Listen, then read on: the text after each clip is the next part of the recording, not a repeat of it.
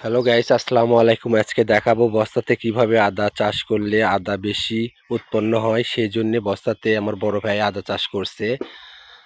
এক বস্তাতে বাড়ির উপরই বস্তা করে আদা চাষ করছে।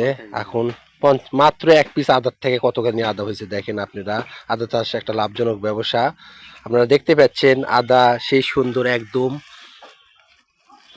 আদার গাছগুলো ভেঙে নেওয়া হচ্ছে, এই পর্দা আদা তোলা হচ্ছে ওখান থেকে আস্তে আস্তে। মাটিটা শুকিয়ে গেছে, এই জন্য দলাটা ভাঙতে যাচ্ছে না। মাটির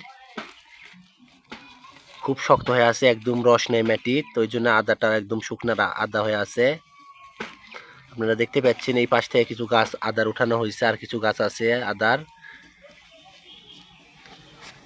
আদাতে একদম সেই সুন্দর আদা, চাপ ধরছে আদার। আমি হাতে নিয়ে দেখতেছি দুইটা একটা শিকড় আছে আদায়। আদাগুলো এখন উঠানো হচ্ছে, আমি উঠাচ্ছি সাথে লেগে।